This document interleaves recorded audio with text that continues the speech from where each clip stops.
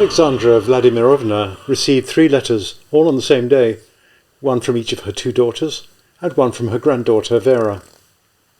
She guessed by the handwriting who these letters were from, and sensed immediately that they contained bad news. Many years of experience had taught her that children don't write to their mothers just to share their joys. Each letter contained an invitation to come and stay with Lyudmila in Moscow, with Zhenya in Kubyshev, and Vera in Leninsk. This made Alexandra Vladimirovna still more certain that the 3 women were in trouble. Vera wrote mostly about her father. His difficulties with the party had brought him to the end of his tether. He had been summoned to Kubyshev by the People's Commissariat and had only returned a few days ago. This journey had exhausted him more than all the months in Stalingrad. His case still awaited a decision. He'd been ordered to return to Stalingrad and make a start on rebuilding the power station. It was uncertain, however, whether he would be allowed to remain in the employ of the Commissariat. Vera herself had decided to go back to Stalingrad with her father. The centre of the city hadn't yet been liberated, but the Germans were no longer shooting. Apparently the house where Alexandra Vladimirovna had lived was just an empty shell with a caved-in roof. Stepan Fyodorovich's flat was still there, undamaged, save that the windows were broken and the plaster had come off the walls. He and Vera were intending to move back in together with her son. Alexandra Vladimirovna found it very strange that her little granddaughter Vera should now sound so adult, so like a woman. The letter was full of information about the baby's rashes, about his stomach upsets, and disturbed nights. These were all things she should have been writing about to her husband or her mother, but she no longer had either. She also wrote about old Andreev and his daughter-in-law Natalia, and about Aunt Zhenya, whom Stepan Fyodorovich had seen in Kubyshev. She said almost nothing about herself, as though her own life were of no interest to Alexandra Vladimirovna. In the margin of the last page, however, was a note saying, "Grandmamma, we've got a large flat in Stalingrad, and there's plenty of room. Please, I beg you to come." This sudden appeal expressed everything Vera hadn't written in the rest of the letter. Lyudmila's letter was very brief indeed. At one point she said, "My life seems quite meaningless. Tolya's dead. And as for Victor and Nadia, they don't need me at all. They can get on fine without me." Lyudmila had never written her mother a letter like this before. Alexandra Vladimirovna realized she must be getting on very badly indeed with her husband. After inviting her to stay, Lyudmila went on, "Vitya's in trouble, and he always talks more readily to you about his troubles than he does to me." A little further on she wrote, "Nadia's become very secretive. She doesn't tell me anything at all. That seems to be the norm in this family." The last letter from Zhenya was quite incomprehensible. It was full of vague hints at various difficulties and tragedies. She invited her mother to Kubyshev, and then said she would have to go to Moscow almost immediately. She wrote about Limonov and how highly he always spoke of Alexandra Vladimirovna. He was an interesting and intelligent man, and Alexandra Vladimirovna would enjoy meeting him. She then wrote that he had gone to Samarkand. Alexandra Vladimirovna found it hard to understand how she was to meet him in Kubyshev. There was one thing she could understand. As she came to the end of the letter, she said to herself, "My poor little girl." Alexandra Vladimirovna was very upset by these letters.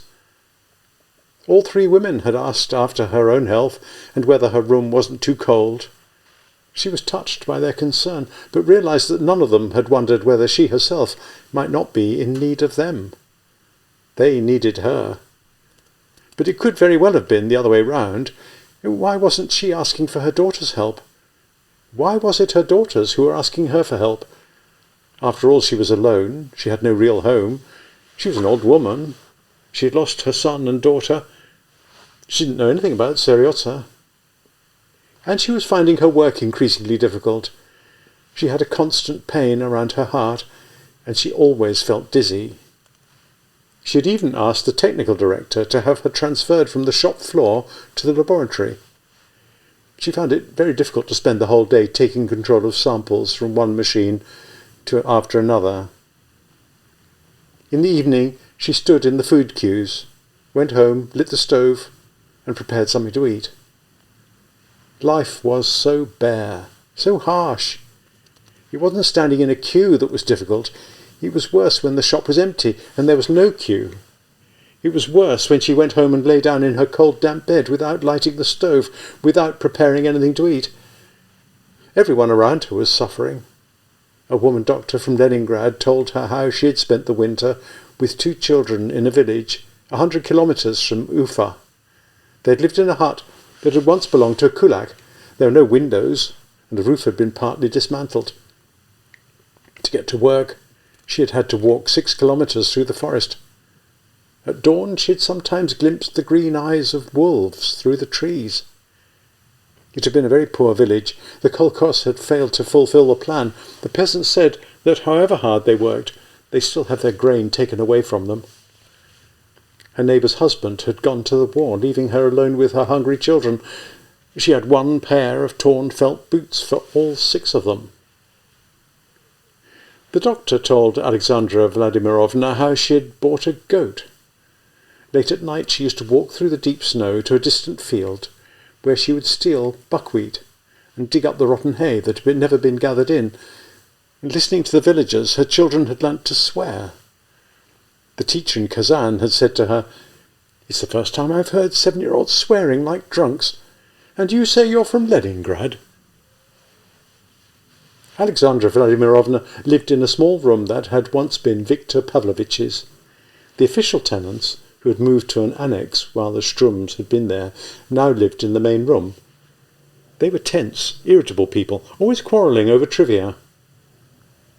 When Alexandra Vladimirovna resented, what she resented was not the noise of the quarrels, but the fact that they should demand 200 roubles a month, more than a third of her salary, from a woman whose own home had been burnt down by the Germans. And the room was minute. Sometimes she thought their hearts must be made out of tin and plywood. All day long they talked about potatoes, salt beef, what you could buy and sell at the flea market. And during the night they talked in whispers. The landlady would tell her husband that honey had been very cheap that day in the market, or that their neighbour, a foreman in a factory, had been to a village and brought back a whole sack of sunflower seeds and half a sack of hulled maize. The landlady, Nina Matveyenina, was a very good-looking, tall and slim with grey eyes. Before getting married, she had worked in a factory, sung in a choir, and taken part in amateur theatricals. Her husband, Semyon Ivanovich, worked at a blacksmith's striker in a military factory. In his youth he had served on a destroyer and been a middleweight boxing champion of the Pacific Fleet. The distant past of this couple now seemed very improbable. Before going to work in the morning, Semyon Ivanovich fed the ducks and prepared some swill for the piglet. When he came back in the evening, he pottered about in the kitchen, cleaning millet, repairing shoes, sharpening knives, washing out bottles, and talking about drivers at work who had managed to get hold of flour, or eggs, and goat meat from distant kolkhozes. Nina Matveyenna would interrupt him with stories of her countless illnesses and visits to famous doctors.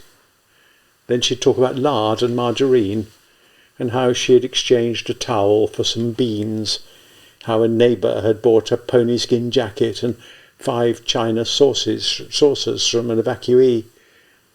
They weren't bad people, but they never said one word to Alexandra Vladimirovna about the war, about Stalingrad, or about bulletins of the Soviet Information Bureau. They both pitied and despised Alexandra Vladimirovna for living in such penury. Since the Strums had left, she had no sugar or butter. She drank hot water instead of tea, and ate the soup in the public canteen that even the piglet had refused. She had no money for firewood and no personal belongings to sell. Her poverty was a nuisance to them. Once she heard Nina Matveyenna say to her husband, Yesterday I had to give the old woman a biscuit. I don't like eating when she's sitting there watching me with her hungry eyes." Alexandra Vladimirovna no longer slept well. Why was there still no news from Seryozha? She slept on the iron bed that had once been Lyudmila's. It was as though her daughter's anxieties had now been transferred to her. How easily death annihilated people. How hard it was to go on living. She thought of Vera. Her child's father had either forgotten her or been killed. Stepan Fyodorovitch was constantly depressed and anxious. As for Lyudmila and Viktor, all their griefs and losses had done nothing to bring them together. Alexandra Vladimirovna wrote to Xenia that evening, "My dearest daughter." She kept thinking of her during the night. What sort of mess was she in? What lay in store for her? Anya Strum, Sonia Levington, Seryozha, what had become of them all? Next door she could hear two hushed voices. "We should kill the duck for the October anniversary," said Semyon Ivanovitch. "Do you think I've been feeding it on potatoes just to have it killed?" snapped Nina Matveyevna. "Oh, yes. Once the old woman's out of the way, I'd like to paint the floors, otherwise the boards will start rotting." All they ever spoke of was food and material things. The world they lived in had room only for objects. There were no human feelings in this world, nothing but boards, paint, millet, buckwheat, 30-ruble notes. They were hard-working, honest people. The neighbours all said that neither of them would ever take a penny that didn't belong to them. But somehow they were quite untouched by the wounded in hospital, by blind veterans, by homeless children on the streets, by the vulgar famine of 1921. In this they were quite the opposite of Alexandra Vladimirovna. She herself could get upset, overjoyed or angry, over matters that had nothing to do with her or anyone close to her.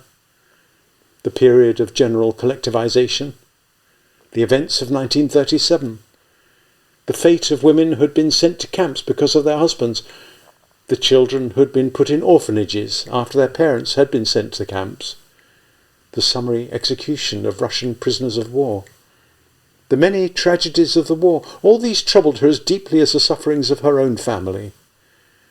And this wasn't something she had learned from books, from the populist and revolutionary traditions of her family, from her friends, from her husband, or even from life itself. It was something she couldn't help. It was just the way she was. She always ran out of money 6 days before payday. She was always hungry. Everything she owned could be wrapped up in a handkerchief. But not once in Kazan had she thought of her belongings that had been burnt in Stalingrad, her furniture, her piano, her tea service, her spoons and forks. She didn't even think about her books. It was very strange that she should now be so far from the people who needed her, living under one roof with people who were so alien to her. 2 days after she had received the letters, Karimov came round. Alexandra Vladimirovna was glad to see him and offered him some rosehip tea. "How long since you last heard from Moscow?" he asked. 2 days. "Really?" said Karimov with a smile. "Tell me, how long does a letter take?" "Have a look at the postmark," said Alexandra Vladimirovna. Karimov examined the envelope for some time. 9 days, he said in a preoccupied tone of voice. He sat there thoughtfully, as though the slowness of the postal service was a matter of great importance to him. "They say it's the censors," said Alexandra Vladimirovna. "They're quite snowed under." Karimov looked at her with his beautiful dark eyes. "So they're all right, are they? They're not having any problems?" "You don't look at all well," said Alexandra Vladimirovna. "Are you ill?" "Oh, what do you mean? I'm fine," he replied hurriedly, as though denying some accusation. They began to talk about the war. "We've come to a real turning point now," said Karimov. "Even a child can see that." "Yes, and last summer it was just as obvious that the Germans were going to win," said Alexandra Vladimirovna sarcastically. "It's very difficult for you on your own, is it? Karimov asked abruptly. "I see you have to light the stove yourself." Alexandra Vladimirovna frowned, as though this were a question she could only answer after deep thought, and finally she said, "Akhmet Usmanovich, have you really called on me just to ask if I find it difficult to light the stove?" Karimov looked down at his hands. He waited for a long time before replying. "The other day I was summoned to you-know-where. I was questioned about the meetings and conversations we had." "Why didn't you tell me that at the beginning?" asked Alexandra Vladimirovna. "Why did you have to start asking about the stove?" Trying to catch her eye, Karimov went on, "Naturally, I was unable to deny that we'd talked about politics and the war. It would have been absurd to try and make out that 4 adults had spoken exclusively about the cinema. Naturally, I said that we had always talked like true Soviet patriots. I said we were all of us certain that, under the leadership of Comrade Stalin and the party, the Soviet people would be victorious. In general, the questions weren't particularly hostile, but after a few days I began to worry. I couldn't sleep at all. I began to think that something must have happened to Viktor Pavlovich. And then there's this strange business with Madyarov. He went off for 10 days to the Pedagogical Institute in Kazan, and he still hadn't come back. His students are waiting for him. The dean sent him a telegram and not a word. Well, you can imagine what goes through my head at night." Alexandra Vladimirovna said nothing. "And just think," he went on in a quiet voice, "you only have to get talking over a glass of tea and everyone's full of suspicion. You get summoned, you know where." Alexandra Vladimirovna said nothing. Karimov looked at her questioningly, as though inviting her to speak. He realized that she was waiting for him to tell her the rest. "So there we are," he said. Alexandra Vladimirovna still didn't say anything. "Oh yes," he said, "there's one thing I forgot. This comrade asked if we had ever talked about the freedom of the press." "We had indeed, yes. And then they asked if I knew Lyudmila Nikolaevna's younger sister and her ex-husband, Krimov or something. I've never set eyes on them in my life, and Viktor Pavlovich has never so much as mentioned them to me. And that's what I told them. Yes, and then they asked if Viktor Pavlovich had ever talked to me personally about the situation of the Jews. I asked why he should have talked to me about that. They answered, 'You understand. You're a Tatar, and he's a Jew.'" Later, after Karimov had put on his hat and coat and was standing in the doorway, tapping the letterbox where Lyudmila had once found the letter telling her that Tolya had been wounded, Alexandra Vladimirovna said, "It's strange. Why should they ask about Xenia?" But neither she nor Karimov had any idea why a Chekist in Kazan should suddenly take an interest in Xenia, who lived in Kubyshev, or in her ex-husband, who was now at the front. People trusted Alexandra Vladimirovna, and she had heard many similar stories and confessions. She had grown up all too used to feeling that something important had been left unsaid. She didn't see any point in warning Viktor. It would merely cause him fruitless anxiety. Nor was there any point in trying to guess which of the group had talked carelessly or had informed.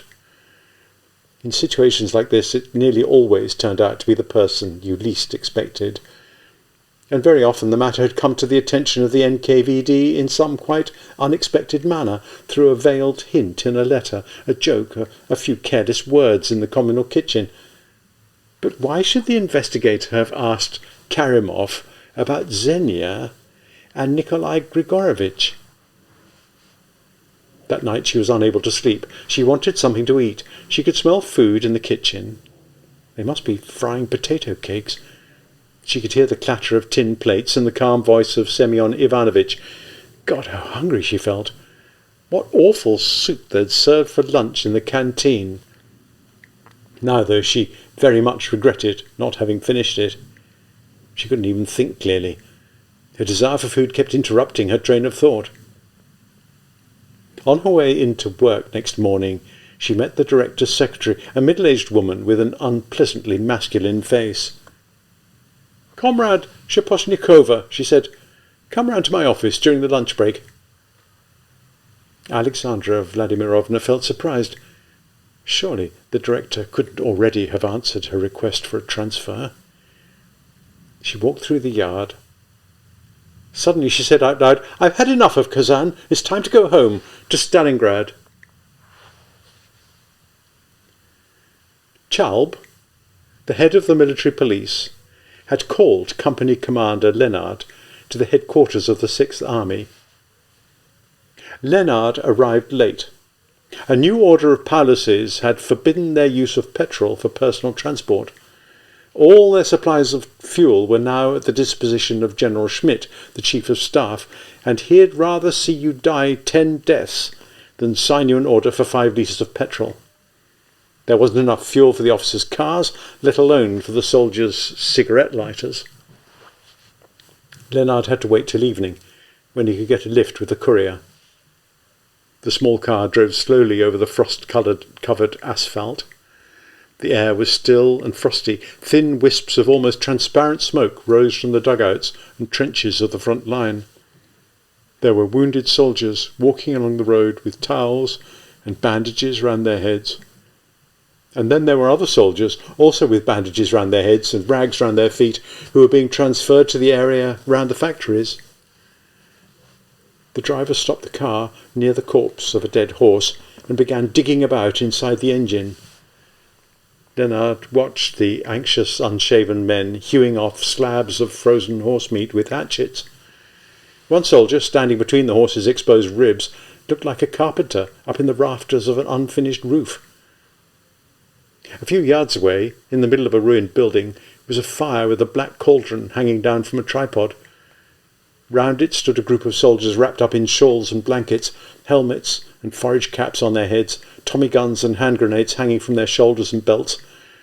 The cook prodded with his bayonet at the pieces of meat that came to the surface. A soldier, sitting on the roof of a dugout, was gnawing at a large bone. It looked, for all the world, like an improbably vast harmonica. Suddenly the road and the ruined house were caught in the rays of the setting sun. The empty eye sockets of the burnt-out building seemed to fill with frozen blood. The ploughed-up, soot-covered snow turned golden. The dark red cave of the horse's innards was lit up. The snow eddying across the road turned into a whirl of bronze. The light of evening can reveal the essence of a moment. It can bring out its emotional and historical significance, transforming a mere impression into a powerful image. The evening sun can endow patches of soot and mud with thousands of voices. With aching hearts we sense past joys, the irrevocability of loss, the bitterness of mistakes, and the eternal appeal of hope. It was like a scene from the Stone Age. The Grenadiers, the glory of the nation, the builders of the new Germany, were no longer travelling the road to victory. Leonard looked at these men bandaged up in rags. With a poetic intuition, he understood that this twilight was the end of a dream. Life must indeed conceal some strangely obtuse inertial force. How was it that the dazzling energy of Hitler and the terrible power of a people moved by the most progressive philosophies had led to the quiet banks of a frozen Volga, to these ruins, to this dirty snow, to these windows filled with the blood of the setting sun, to the quiet humility of these creatures watching over a steaming cauldron of horse meat? Paulus's headquarters were now in the cellar of a burnt-out department store. The established routine continued as usual. Superior officers came and went. Orderlies prepared reports of any change in the situation or any action undertaken by the enemy. Telephones rang, typewriters clattered. Behind the partition you could hear the deep laughter of General Schenk, the head of the second section. The boots of the staff officers still squeaked on the stone floors. As he walked down the corridor to his office, the monocled commanding officer of the tank unit still left behind him a smell of French perfume, a smell that blended with the more usual smells of tobacco, shoe polish and damp, and yet somehow remained distinct from them. Voices and typewriters still suddenly fell silent as Paulus walked down the narrow corridor in his long fur-collared greatcoat. Dozens of eyes still stared at his thoughtful face and aquiline nose. Paulus himself still kept to the same habits, still allowed the same amount of time after meals for a cigar and a talk with his chief of staff. The junior radio officer still burst into Paulus's office with the same plebeian insolence, walking straight past Colonel Adam with a radio message from Hitler marked, "To be delivered personally." This continuity, of course, was illusory. A vast number of changes had imposed themselves since the beginning of the encirclement. You could see these changes in the colour of the coffee, in the lines of communication stretching out to new sectors of the front, in the new instructions regarding the expenditure of ammunition, in the cruel, now daily spectacle of burning cargo planes that had been shot down as they tried to break the blockade. And a new name was now on everybody's lips, the name of Manstein. There's no need to list all these changes, they're obvious enough. Those who had previously had plenty to eat now went hungry. As for those who had previously gone hungry, their faces were now ashen. And there were changes in attitude. Pride and arrogance softened. There was less boasting. Even the most determined optimists had now started to curse the Führer and question his policies. But there were also the beginnings of other deeper changes in the hearts and minds of the soldiers who until now had been spellbound by the inhuman power of the nation-state. These changes took place in the subsoil of human life, and mostly went unnoticed. This process was as difficult to pin down as the work of time itself. The torments of fear and hunger, the awareness of impending disaster, slowly and gradually humanized men, liberating their core of freedom. The December days grew still shorter, the icy 17-hour nights still longer. The encircling forces pressed still closer. The fire of their guns and machine guns grew still fiercer. And then there was the pitiless cold. A cold that was unbearable, even for those who were used to it, even for the Russians in their felt boots and sheepskins. Over their heads hung a terrible frozen abyss. Frosted tin stars stood out against a frost-bound sky. Who among these doomed men could have understood that for millions of Germans, these were the first hours, after 10 years of complete inhumanity, of a slow return to human life? Leonard approached Army headquarters. He felt his heart beat faster as he saw the ashen face of the sentry standing beside the grey wall, and as he made his way down the underground corridor, everything he saw filled him with tenderness and sorrow. He read the Gothic script on the door plates. Second section, ADC's office, General Koch, Major Traurig. He heard voices and the clatter of typewriters. All this brought home to him the strength of his filial, fraternal bond with his brothers in arms, his party comrades, his colleagues in the SS. But it was twilight, and their life was fading away. He had no idea what Child wanted to talk about, whether or not he would wish to confide his personal anxieties. As was often the case with people who had been brought together by their work in the party before the war, they paid little attention to their difference in rank, talked with comradely straightforwardness. Their meetings were usually a mixture of serious discussion and friendly chat. Leonard had a gift for laying bare the essence of a complicated matter with the utmost concision. His words were sometimes relayed from one report to another, right up to the most important offices in Berlin. He entered Chalb's office. It took him a moment to recognize him, and he had to look hard at his still plump face before he realized that all that had changed was the look in his dark, intelligent eyes. A map of Stalingrad hung on the wall.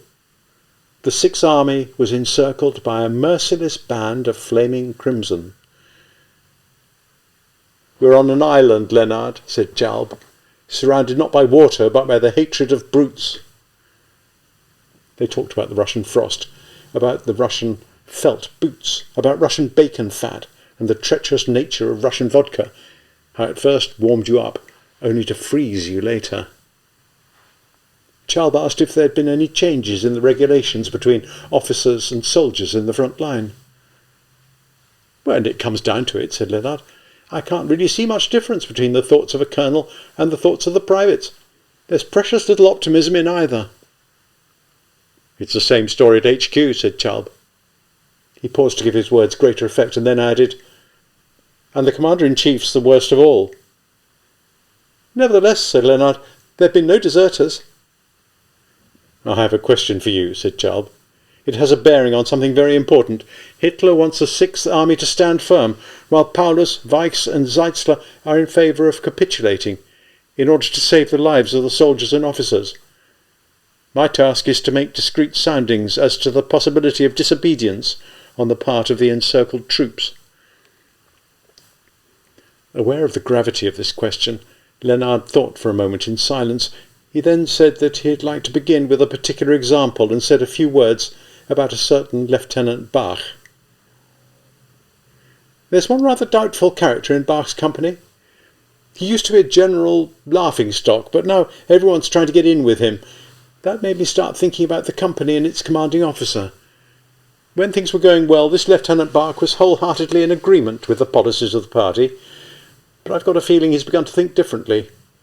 And I've been wondering what it is that draws the soldiers in his company to someone they used to look on as a cross between a clown and a madman. How would that character behave at a critical moment? What would he say to the other soldiers? How would their commanding officer react?" There are no easy answers to these questions, but there's one thing I can say: the soldiers won't mutiny. "Well, now we can see the wisdom of the party more clearly than ever," said Chalb. "We never hesitated not only to cut out infected tissue from the body of the people, but also to cut out apparently healthy tissue that might become infected at a critical moment. Rebellious spirits and hostile ideologues were purged from the army, from the church, from the cities, from the villages. There may be any amount of grumbling and anonymous letters, but there'll never be a rebellion. Not even if the enemy circles us in Berlin itself. For that we can thank Hitler. We should give thanks to heaven for sending us such a man at this time." He stopped for a moment and listened to the slow rumbling over their heads. In the deep cellar it was impossible to tell whether this was the German artillery or the explosion of Soviet bombs. After the rumbling had gradually subsided, Chalb said, "It's quite unthinkable that you should merely be receiving the rations of an ordinary officer. I've entered you on a list of security officers and especially valued friends of the party. You'll receive regular parcels by courier at your divisional headquarters." "Thank you," said Leonard, "but I'd prefer to eat what everyone else does." Charles spread his hands in helpless surprise. "And what about Manstein?" asked Leonard. "I've heard he's received some new weapons." "I don't believe in Manstein," said Chalb. "On that subject I share the views of our Commander-in-Chief." In the hushed voice of a man who for years on end has dealt mainly with classified information, he went on, "There's another list, also in my keeping, of security officers and valued friends who will be allowed a place on a plane in the event of a catastrophe. I've included your name. In the event of my absence, Colonel Austen will be in possession of the instructions."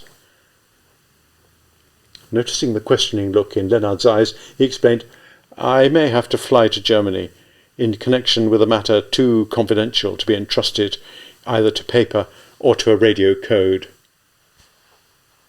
"I can tell you one thing," he said with a wink. "I'll have a few stiff drinks before we take off, not to celebrate, but because I'll be frightened. A very large number of our planes are being shot down." "Comrade Chalb," said Leonard, "I don't want a seat in the plane. I'd be ashamed to abandon men whom I myself have urged to fight to the bitter end." Chalb sat a little straighter in his chair. "I have no right to attempt to dissuade you."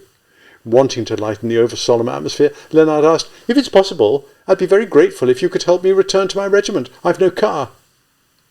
"There's nothing I can do," said Chalb. "For the first time in my life I'm quite powerless. The petrol's in the hands of that dog Schmidt. I can't get a single litre out of him. Do you understand? I'm powerless." His face had resumed the helpless expression that had made him unrecognisable when Leonard first came in. He was quite unlike him.